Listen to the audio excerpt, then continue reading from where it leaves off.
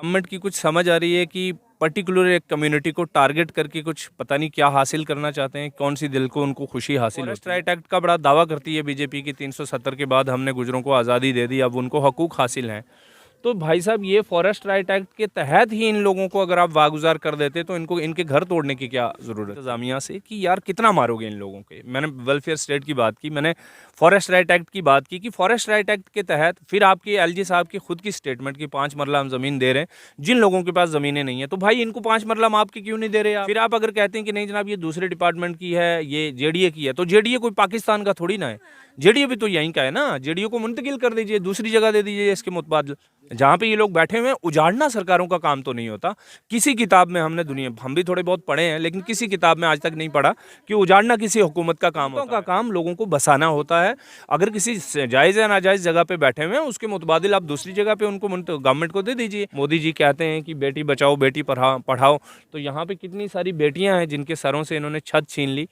बिल्कुल, इस वक्त मौजूद हूँ मैं सिदरा में और यहाँ पे कुछ दिन पहले डिमोलिशन ड्राइव चलाई गई थी और जो ये लोकेशन है गुलशन नगर है। और यहाँ पे इस वक्त हमारे साथ खुसूसी बातचीत करने के लिए मौजूद है तालिब हुसैन जी। इनसे हम बात करेंगे और जानने की कोशिश करेंगे कि किस तरह से इस ड्राइव को देख रहे हैं। साहब, आपने खुद अब यहाँ पे देख लिया है, तो क्या कहना चाहते हैं?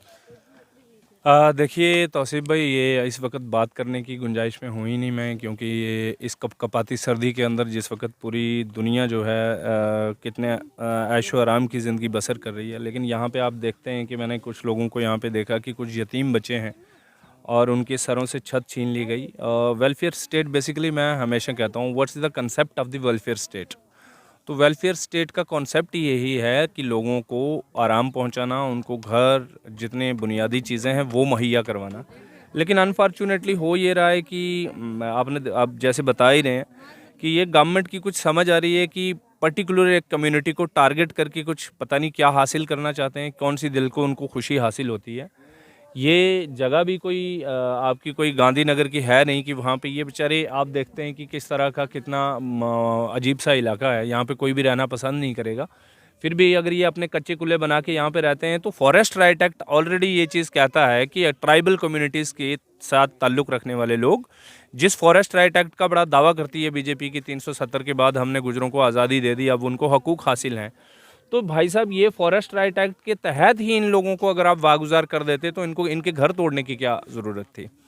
तो यहाँ से समझ आता है कि चाहे इस पूरी कम्युनिटी इस रियासत के अंदर तीसरी बड़ी कम्युनिटी हम बोलते हैं इसको, इसमें मतलब मैं अब इन्हीं की बात नहीं करूँगा, इसमें सारे और लोग भी होंगे, गैर गुजर भी होंगे, गैर ट्राइबल भी होंगे। लेकिन दूसरी बात ये है कि बड़ा अनफॉर्चुनेट है कि पिछले 2.5-3 साल से ये लोग अपने स्टेटस को बचाने के लिए सड़कों पे लड़ते हैं। फिर टोपी पीर के अंदर लोगों को मार दिया जाता है इसी कौम से, वहाँ पे हम लड़ते हैं। आज यहाँ पे ये वाक़ा इसी हालत में सुनने को आता है कि छोटी छोटी बच्चियाँ हैं जो इस वक्त सर्दी में, मतलब किस तरह से किसी का चीले कलान चल रहा है और इस वक्त किसका, मतलब ये बात सुन के भी दिल दहलता होगा। और जम्मू में आप देखते हैं कि कितनी शिद्दत की सर्दी है और इसमें जो लोग एसीज़ के अंदर बैठे हुए इतनी गर्मियाँ भी कर रहे हैं, वो भी बीमार पड़ जाते हैं। तो ये बच्चों का क्या हाल होता होगा। ये छोटी छोटी बच्चियाँ, छोटे बड़े बच्चे, मोदी जी कहते हैं कि बेटी बचाओ बेटी पढ़ाओ, तो यहाँ पे कितनी सारी बेटियाँ हैं जिनके सरों से इन्होंने छत छीन ली, जिनके चूल्हे से इन्होंने आग निकाल ली, जिनके बर्तन जो थे वो उठा के फेंक दिए, जिनके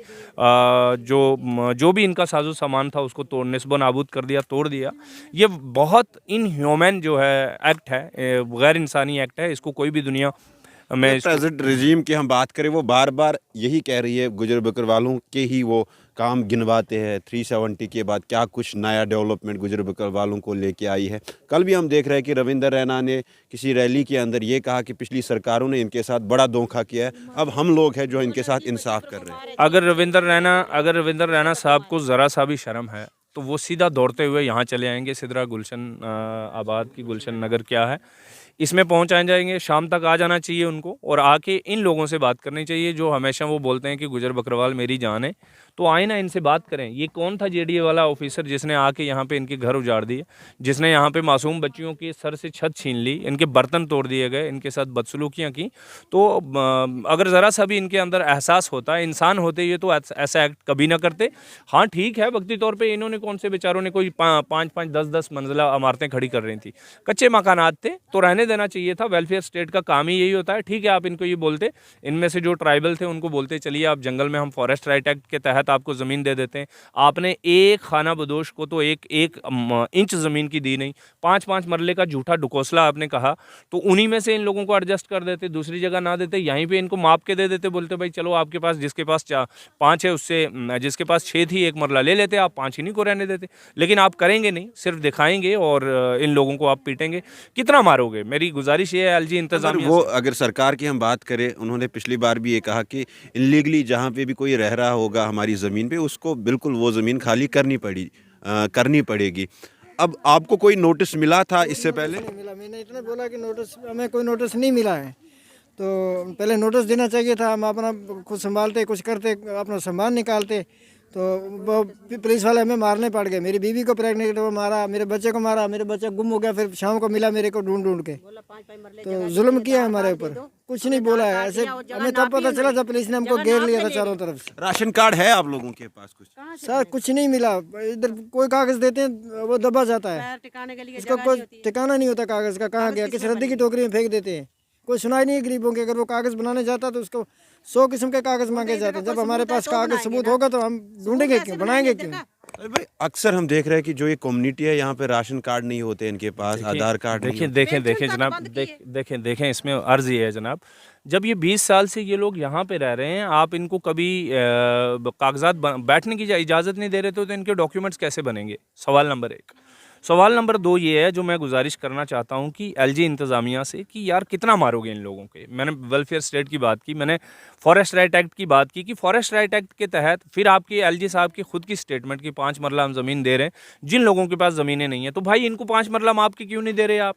फिर आप अगर कहते हैं कि नहीं जनाब ये दूसरे डिपार्टमेंट की है, ये जेडीए की है, तो जेडीए कोई पाकिस्तान का थोड़ी ना है, जेडीए भी तो यहीं का है ना। जेडीए को मुंतकिल कर दीजिए, दूसरी जगह दे दीजिए इसके मुतबादल। जहाँ पे ये लोग बैठे हुए हैं, उजाड़ना सरकारों का काम तो नहीं होता। किसी किताब में हमने हम भी थोड़े बहुत पढ़े हैं, लेकिन किसी किताब में आज तक नहीं पढ़ा कि उजाड़ना किसी हुकूमत का काम होता है। हुकूमतों का काम लोगों को बसाना होता है। अगर किसी जायज़ या नाजायज़ जगह पे बैठे हुए हैं, उसके मुतबादिल आप दूसरी जगह पे उनको गवर्नमेंट को दे दीजिए, डिपार्टमेंट को दूसरी जगह दे दीजिए। जैसे मैं कह रहा हूँ कि फॉरेस्ट राइट एक्ट के तहत इन लोगों को यहीं पे वागुजार करना चाहिए। जब यहाँ पे अगर बैठ रहे हैं, आप जंगल में ले जाएंगे इनको, पता नहीं कब ले जाएंगे, वो भी अभी दे ही नहीं रहे हकूक आप। लेकिन अगर यहाँ पे ये बैठ के अपने बच्चों को पढ़ाते हैं तो क्या गुनाह करते हैं? अगर इनके ट्राइबल कम्युनिटी के बच्चे पढ़ जाएंगे तो ये बुरा लग रहा है आपको? ये बहुत कथनी और करनी में फ़र्क है। और मतलब मैं तो बात करने से भी कासिर हूँ, और गुजारिश रहेगी एलजी इंतज़ामिया से कि कितना पीटेंगे इन लोगों को आप, कितना मारेंगे और क्या क्या करेंगे।